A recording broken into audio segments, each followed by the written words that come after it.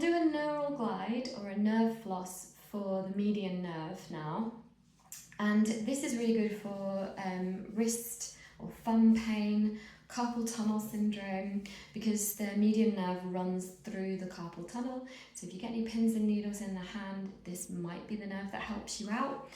And if you have issues with like grip strength sometimes, then again, this might be the one for you. So there are different ways to do this. I'm going to show you my favorite. My favorite way to do this is to stretch the nerve and then slack the nerve. You can glide it as well. Sliders and gliders are a nice way. If you've got lots of pain, you're probably going to want to stick with sliders and gliders. If you're looking to gain a bit more range of movement, then tensioning and slacking is better than sliders and gliders. Okay, so choose the movement that suits you. I'll teach you both. And depending on how much this nerve is affecting you, you might find that if I ask you to take your left hand out to the side, so I'm mirroring you, this is my right, your left. If you take your left hand out to the side and turn your fingertips to point up, you might already feel that this is enough. You don't have to do anything with the head. This feels like a big old stretch through the forearm. You might find tingling sensations in the fingers. So we want the shoulder down and fingers up, fingers down. So this is like your initial sort of level one. What we're doing here is we're flossing or gliding the distal portion of the nerve, so the far away from the body portion of the nerve. So if this is really intense, you can lower the arm a little bit. You don't have to go as high with the fingers. If you want more, you can take that arm straight out to the side. Again, make sure the shoulder is down, so scapular depression to make sure the shoulder is down. The reason we do this is to create space underneath the collarbone for the nerves to run.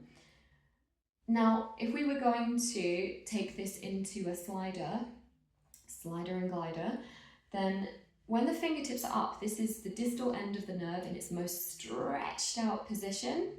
So we want the head to bend towards it so that where the nerve lives in the neck is slacked while the fingers are up.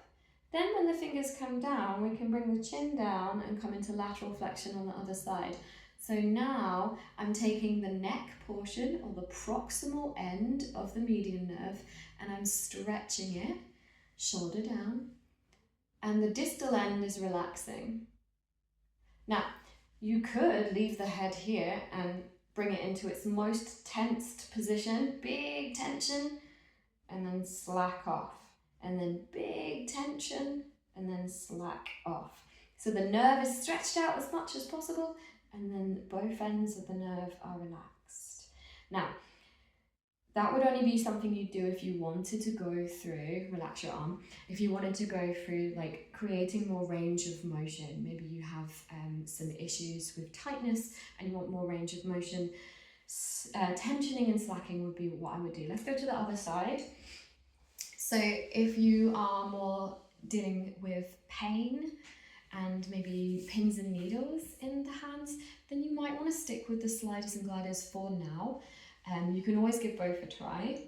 But as I say, if you're ignoring the head and bringing the fingertips up and it feels immediately like, oof, that's a lot of sensation, then maybe you don't need to add the head. Maybe we just work on the fingertips. Perhaps the arm needs to come down a bit. Depending on you, your body, your nerves, and how they're feeling, you might need to adjust this. Also, if you search on the internet for median nerve glides or median nerve flosses, there's a lot of different ways to do this, so you might find one that you prefer. Okay, so let's try allowing the fingers to kind of fall, tucking the chin, and then bringing the head away. So this brings that sort of lateral flexion and it adds tension to the proximal end of the nerve. And then now we're sliding and gliding. So shortening the nerve at the proximal end, stretching it at the distal end, and vice versa. This is a little bit like patting your head, rubbing your belly.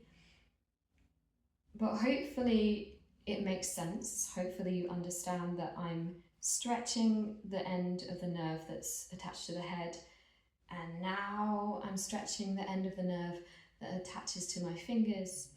And if I keep my fingers there and move my head here, I'm stretching the entire nerve.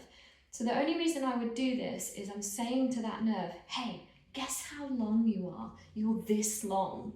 This is how long you are. And then relax, because it doesn't like to be stretched too much, because that's where you'll end up with pins and needles in your fingers. So hopefully that makes sense. The reason why you would tension and slack, the reason why you would slide and glide. If you're in any doubt, start with the sliding first. I know that's the one that's trickier because you have to coordinate your head and your hand, but start with that first, see how it feels, and then add